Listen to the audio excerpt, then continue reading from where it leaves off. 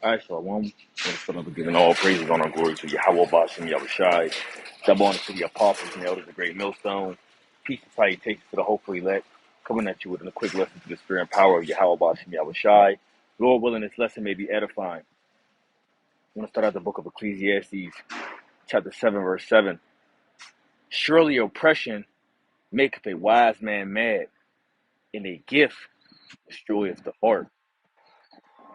So, as you know, or what you should know, is we here in America, Babylon the Great, we are in a land of our captivity. This is slavery, okay? And we know that we're oppressed. It pisses us off, okay? See, the only reason why a lot of these other jakes is running around the earth and mirth every day, because you got Jake that's running around happy to get up to go to work every day. Now, I'm not saying don't be grateful because the Lord put you in a position to be able to get your daily bread and to take care of your children, your wife, your home, your bills. I'm not saying that, but what I am saying is that this is captivity and we're slaves. We're literally working day in and day out to continue the cycle of paying bills, right? We're literally running we're on a hamster wheel doing the same thing. You ever see a hamster on a hamster wheel? Yeah, that's almost what it seems like we're doing every day. You know, then your children, our children, is being shipped off to the schools of indoctrination. Okay, for about 8+ hours. You know, so Esau working. So Esau working triple time. You know what I mean? Because one, he got the parents, both of the parents in a lot of cases, even if there is both parents in the household, you know, the parent is at work, the children is somewhere being indoctrinated. By the time the parent comes home, they basically through, but they still got to keep up with the things they got to keep up of, dealing with their children, maybe helping with their homework, doing certain things around the house. Uh, Whatever time you have left, you're trying to get it done within a short span or a short time period. You know, but this is oppression. So a person that's in the right mind, this is going to piss them off. And it says, "And a gift destroys the heart." And a lot of people that are in, especially our people, the ones that have received their constellation, and it's talking about more of the people in the entertainment industry, whether it be sports, acting. Yeah, these people can't. They don't understand that they're in oppression. Because they have been getting these gifts. Okay, so they don't look at, you know, our people as a whole of we in an effed up condition because they good. They better off right now. You know.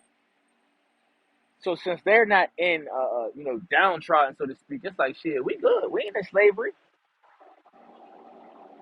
and that's the majority of them. But even Jake that working 9 to 5, they don't. A lot of them don't even understand that they in slavery. That this is normal. No, this shit ain't normal, man. So verse 8, it says, "Better is the end of a thing than the beginning thereof, and the patient in spirit is better than the proud of spirit." And we know that the end, this is for the better. Okay, as the scripture says, "For Esau is the end of the world, and Jacob is the beginning of it that followeth." We know this is for the better. Okay, because the earth needs new management, right? The people sigh, cry, and are bitterly. Now, when I say that people are sighing and crying bitterly, I'm not talking about in the way of how, the elect are sighing and crying about the abominations being done in the midst thereof. I'm talking about people are in a groaning state. As the scriptures say, the book of Romans,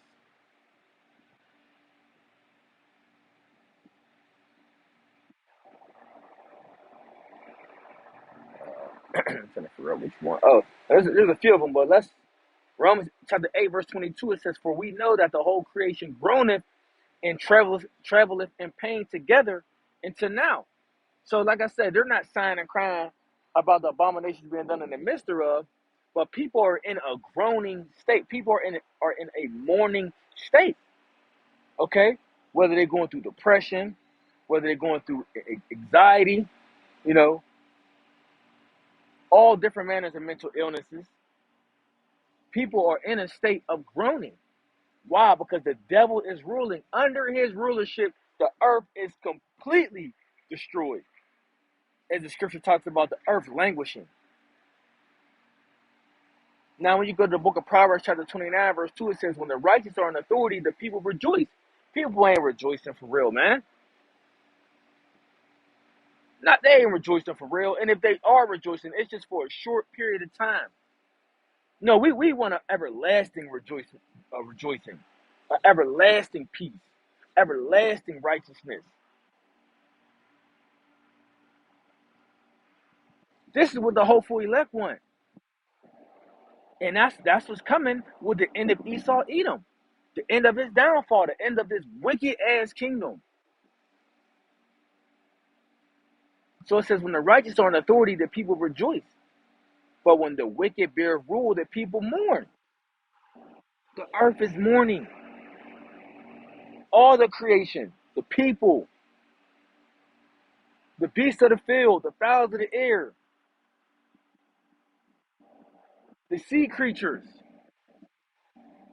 you know? And the scriptures talk about when the feller when a feller is basically taken out of place, the fir trees is going to rejoice. So even the trees is going to rejoice. Even the trees is crying out.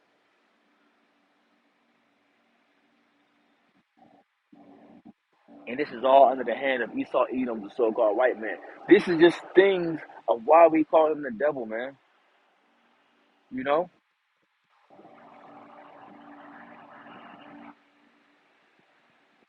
Let's go back to Ecclesiastes real fast. Let's go to the book of Ecclesiastes, chapter 1, verse 18. So it says, let's read that verse 16. It says, "I command with my own heart," this is King Solomon, saying, "Lo, I am come to great estate, and have gotten more wisdom than all they that have been before me in Jerusalem. Yea, my heart had great experience of wisdom and knowledge. And I gave my heart to know wisdom and to know madness and folly. I perceived that this also is a vexation of spirit." So even King Solomon, he knew all of this. What did he say? That this was also also a vexation of spirit, right? Our minds wouldn't even be able to fathom the things that King Solomon knew. There's certain things that we do wonder about, and we would like to know, but we'll figure it. We'll get to know these different things in the kingdom. Cause some of the stuff we even find out on a low level, you be like, "Yo, this nigga Esau's mad, man. Man, he's a madman." So we really knew the 100% of what this nigga be, what this devil be doing. We would lose our mind. We would literally lose our mind. That's why we tell brothers don't be much over righteous. Now, and I'm saying I'm dealing with the food. If you're dealing with the food and things like that, you pick the best of the worst because it's all garbage. We eating the defiled food amongst the Gentiles. All this is garbage, man. The shit that they got written on the packages of the labels, a lot of that shit can just be what he put on there. Don't mean it's right. Don't mean it's actually that. We don't know where food coming from. We don't know where water coming from. We don't really know all the different chemicals we are breathing in through the air. Like I know different things, like ones I can remember off the top of the head is aluminum and barium. But there's more. But going back to the food aspect, we say, "Be not over righteous much. Why should I destroy this?" So, bro, you would it literally, if you was to get into you know, a mindset where it's like, "Oh, I'm not gonna eat nothing defiled." Well, you gonna starve. Cause all this shit is garbage unless you run it yourself. You know, raising your cattle, growing. You have a garden. You got a well. You know, but even within that, it'd be better. It'll be better than what they serve in the stores, the supermarkets. But even within that, it's not going to be the best because the earth is not in its perfection. So it's not going to yield off the perfection as things really need or should be. So verse 18 it says, "For much wisdom is much grief, and he that increaseth knowledge increaseth sorrow." And a lot of times, this is why you'll hear us crying out about different things. Okay, that the majority of the world will not consider or even think about crying out about. People ain't crying about like the brother in the camp, Daniela, made a video about water in plastic bottles. Yeah, because when the water sits in those bottles, it gets contaminated or polluted by the chemicals that was made of the bottle. But this is because Eve. This is because Eve, the what I want to call him, Easy Eve. This is because of him. This is of his doing. You think he don't have the method to have things on the earth where you know we won't be polluted by the different things that we eat off or the different things that we drink out of, or how the food production different things are made. Yeah, he got ways to do it, but he don't give a shit. He don't give a damn about the people because why? He's the devil. And we notice these things, so what? It pisses us off. So for much wisdom is much grief, and he that increases knowledge increases sorrow. And when we have increased the knowledge and understanding of these scriptures, and we know how things ought to be, you be looking at the world, you be like, yo, this is a effed up place, man. But we get it. We got to go through it. This is our hell. This is our punishment. But at the same time, I'm not gonna sit here and act like this shit don't piss me off, cause it does. It does. And it's another crying out of this is why we gotta get the fuck out of here, man. We need salvation. Period, man. We need salvation. There's no if ands or buts about it. What is that? Isaiah? Look at Isaiah to the 1 verse 9. And I'm just ranting through the spirit, just ranting through the spirit. So Isaiah, the book of Isaiah to the 1 verse 9, it says, "Except the Lord of hosts had left us a very small remnant, we should have been in Sodom, and we should have been like unto Gomorrah." Bro, we'd be through if we continue to be here for years and years and years. How Jake want to stay, you know? Lord willing, we be gone this year, next year, soon. We hope that as soon as it can be, as soon as it can be that we can get delivered from this place. Now we know there's different prophecies that got to take place, but things are moving fast through the spirit, and we love it. Okay, because the further things move, prophecy moves, we're going to see the demise of Esau Edom. Which we can't wait for his demise, man. Because we know the kingdom is going to usher in after this devil is out of power, man.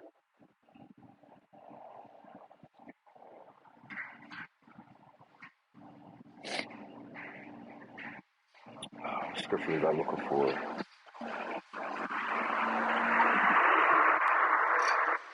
I actually forgot it.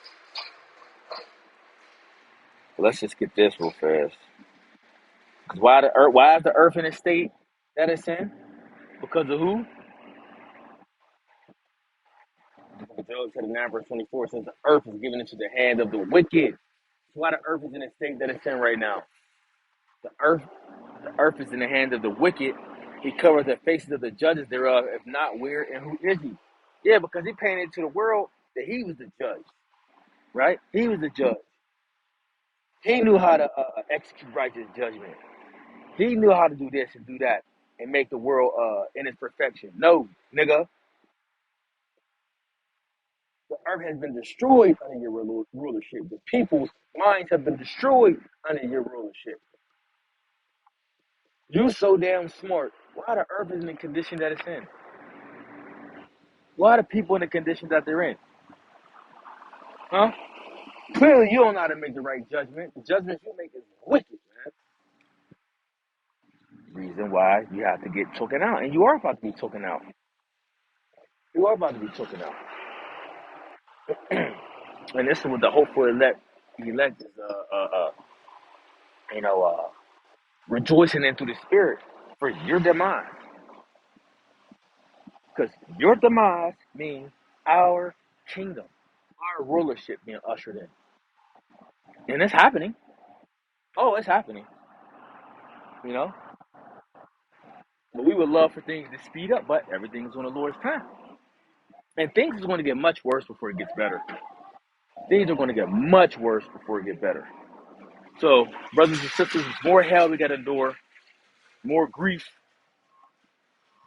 more vexation. We just got to hold firm, man, and pray to the Spirit of Yahweh Shemel Shadi that He may protect us and give us the strength to endure this madness that we got to see on a day-to-day basis, like our forefathers' lives. For real. The things is about to go and get to a whole nother level. A whole nother level. And we can see.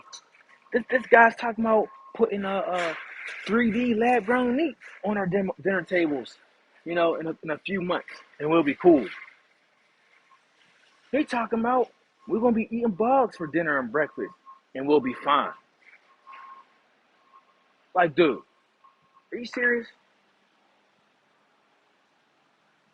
Are you serious? Yes, he's serious. And boy, I think he got to pay, man. I mean, he's gonna pay. So I'm gonna leave it right there, to the spirit. I don't want to keep ranting on. He got to pay, man. Let's gird up our loins. Shalom.